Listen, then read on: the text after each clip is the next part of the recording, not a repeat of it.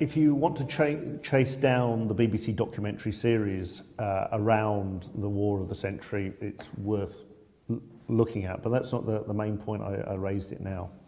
At the time, it was believed that 20 million people died in direct combat, through disease, and through, if you like, peripheral damage from the war and the Eastern Front. As the estimates of those who died under Stalin in the 1930s have been revised downwards, those numbers who died in the Great Patriotic War have increased upwards. Currently, estimates are pushing 26.7 million people who died 1941 to 1945 defending or regaining the Soviet Union territory.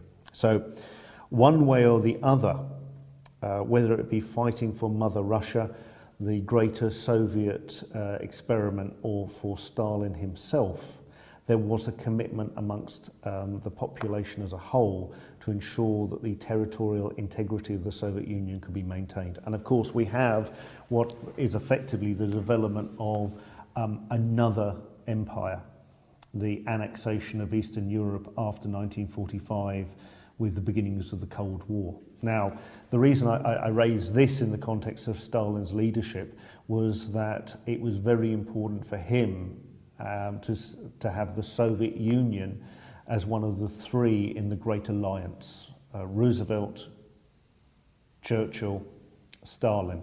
And by the end of the war, that ended up being Truman, Attlee and Stalin.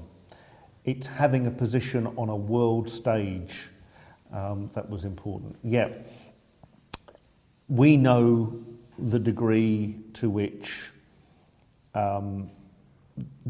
European Jewry was eliminated by the excesses of Nazi Germany. 6 million Jews, homosexuals, those with physical or mental disorders, those who were from what we might describe as a traveller communities now, eliminated because they didn't fit in with then German views of racial purity. Yet after the Second World War, that knowledge was largely suppressed from the population of the Soviet Union, and we actually see a purge against those in prominent positions in Soviet society who were Jewish. Now, that didn't involve their death and elimination, but nevertheless, there's a degree of insensitivity, if you like. As racism became unfashionable in Western Europe, we quietly see Soviet society purged of yet another group that appeared to be disagreeing with Stalin. Likewise, we start finding the military leaders, some of those who led the Soviet Union in the Great Patriotic War, being removed from position and being taken out of a position of influence based on Stalin's concern about maintaining control. So when we are actually looking at both the Soviet Union during the period of Stalin's life and Stalin's degree of leadership, it did revolve very much around having those that he trusted in his immediate vicinity and the denunciation of those who failed to meet his high standards, or at least he was prepared to carry the can if things didn't go wrong. So even Molotov, what was appeared to be a foreign policy failure in Germany, the Berlin airlift, the development of NATO, a whole range of factors that seem to work against the Soviet Union, we find that Molotov is again relegated, in this case not disappeared, but his position within the Soviet leadership declines. So if we're looking at the Soviet Union and Stalin's leadership, we're talking about a degree of autocratic dictatorship. Those are buzzwords, they're cliche terms.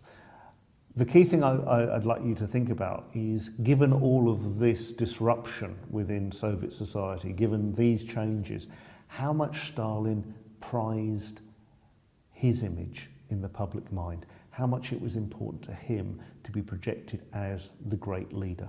And it's something that, as an undergraduate, I was taught, and I mentioned Dr. Waterlow's seminar a couple of weeks ago that reinforced it. If only Stalin knew. That's something that echoed through a proportion of the population, that if the great leader knew what was happening, he would put a stop to it. So there may be something in Soviet society and culture that migrates towards a strong and well-directed leadership. I'm not necessarily saying that Stalin was well-directed, but he was certainly effective in achieving his goals, even though they wouldn't be considered as being efficient in Western terms. And let's think about Russia and Georgia and the former Soviet Union states in the 21st century. There has been some concern that there is a, quote, rehabilitation of Stalin in the eyes of people who have no direct experience of what Stalinism was like. Stalin died in 1953, and he's taking a position that might be equated with those of Catherine the Great and other Soviet leaders of the past.